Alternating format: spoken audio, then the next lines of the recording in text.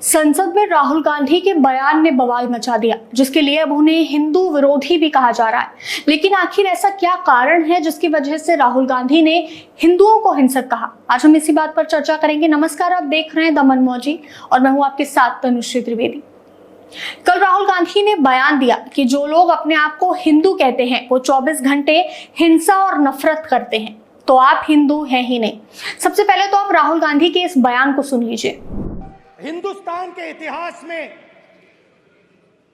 3 foundational ideas हैं। मोदी जी ने अपने भाषण में एक दिन कहा कि हिंदुस्तान ने किसी पर आक्रमण नहीं किया। उसका कारण है क्योंकि यह देश अहिंसा का देश है। यह देश डर का देश नहीं है। तो हमारे सारे के सारे महापुरुषों ने अहिंसा की बात की, डर मिटाने की बात की। डरो मत, डराओ मत,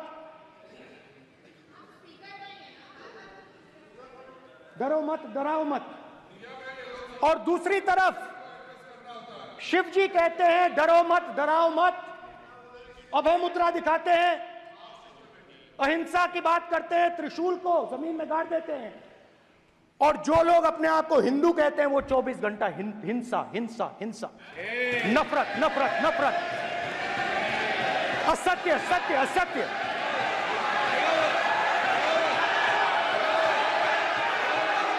आप हिंदू हो ही नहीं।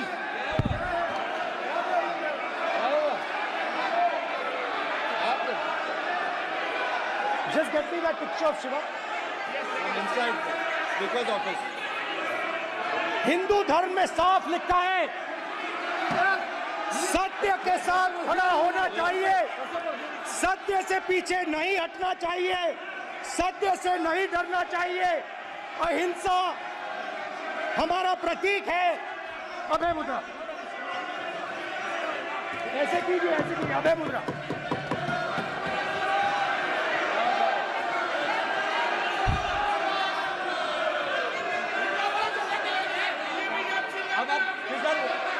नहीं आएगा। प्राइम मिनिस्टर भी नोट किए, प्राइम मिनिस्टर पे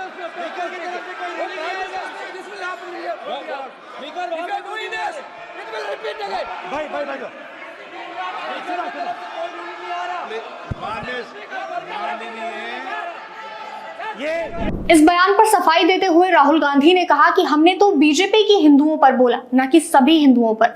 यानी उन्होंने सत्ता पक्ष को हिंदू ना होने का दावा किया, लेकिन बीजेपी ने इसको मुद्दा बना दिया और गलत तरीके से सबके सामने पेश किया। इसी का समर्थन करते हुए अखिलेश यादव ने बीजेपी की ये साजिश बताई। उन्होंने कहा कि बीजेपी का पुराना मुद्दा रहा है हिंदू वर्सेस राहुल गांधी करवाना। हो सकता है कि राहुल गांधी का निशाना बीजेपी हो, ना कि हिंदू। राहुल गांधी ने इसके तुरंत बाद एक और बयान दिया। उन्होंने कहा कि बीजेपी और आरएसएस पूरा हिंदू समाज नहीं है।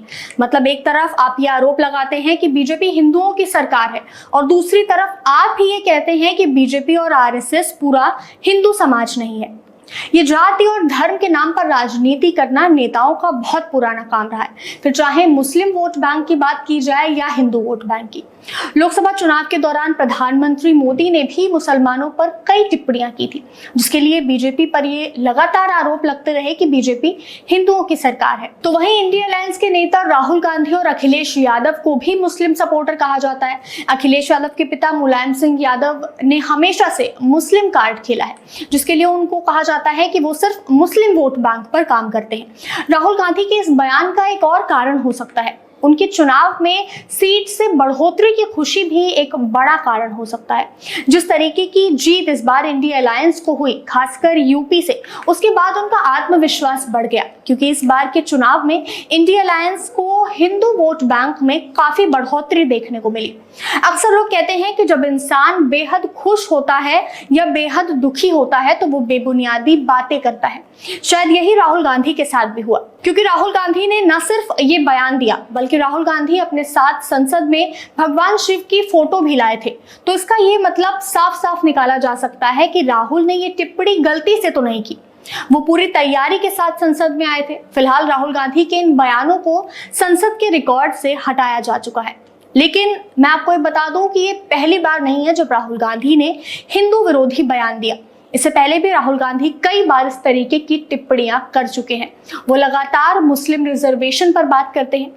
और अगर आपको याद हो तो जब वो अमेरिका के दौरे पर गए थे तो उन्होंने अपने भाषण में कहा कि भारत में मुसलमानों की स्थिति चिंताजनक है, उन पर हमला हो रहा है और मैं ये गारंटी दे सकता हूं कि सिख, ईसाई, दलित और आदिवासी भी इस चीज को महसूस कर रहे होंगे।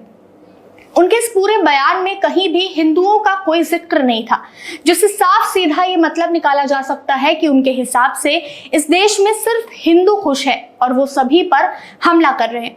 कुल मिलाकर हिंदुओं को दो भाग में बांट देना, जो हिंसा करते हैं वो बीजेपी वाले हिंदू और जो एक तरफ चुपचाप शांत होकर सब कुछ देखते हैं वो कांग्रेस वाले हिंदू।